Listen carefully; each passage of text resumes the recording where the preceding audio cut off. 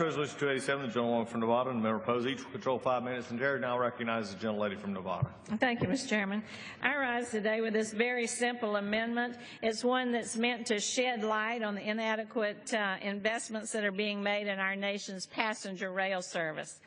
The bill before us appropriates nearly $16 billion for aviation, over $40 billion for our roads, over $10 billion for public transit, but just $1.1 billion for our nation's passenger rail service. I represent Las Vegas, where we import everything from tourists to lobsters, so we certainly understand the importance of transportation mobility. You know, it's interesting. Many international and domestic travelers alike are shocked to learn when they're coming to Las Vegas that a major metropolitan city, home to more than 2 million residents and playground and boardroom to over 42 million visitors a year, we just don't have access to passenger rail service. Visitors from Europe or Asia are accustomed to taking trains from one city to another, and they face a sad reality when traveling to Las Vegas from other southwestern tourist destinations. From Los Angeles, for example, you would have to take a 7-hour train ride that drops you off in Kingman, Arizona at 1:30 in the morning. There you'd have to find the bus station, which is 4 miles away, get on a bus at 4 o'clock in the morning to travel another 3 hours to downtown Las Vegas. That's just crazy. The last Amtrak train on the Desert Wind Line departed the back of the Plaza Hotel in May of 1997, bound for Los Angeles. Well, a lot has changed since the late 1990s.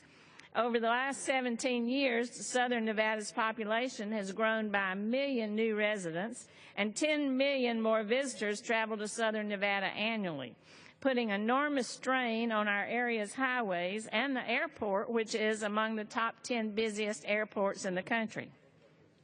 More than 42,000 vehicles also cross the I-15 border between California and Nevada daily. And if you have traveled along that busy stretch of road, you know the kind of traffic nightmares that you might encounter.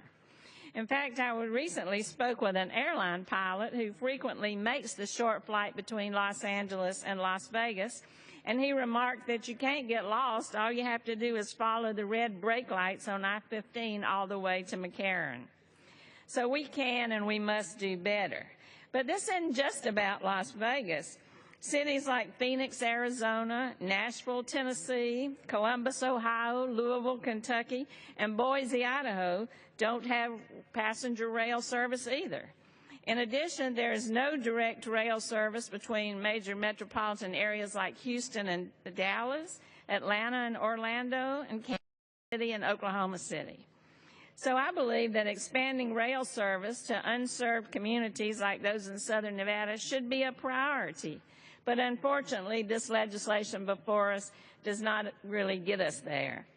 At the end of April, I organized a roundtable back in my district to discuss the need to restore passenger service to Las Vegas. And I was really surprised by the high level of interest from local stakeholders. We had participants from our state and local transportation authorities, the gaming and hotel industries, the Chamber of Commerce, labor unions, economic development organizations, all in agreement that Southern Nevada should have passenger rail service as part of our long-term economic viability plans. This type of development is a regional and should be a national priority.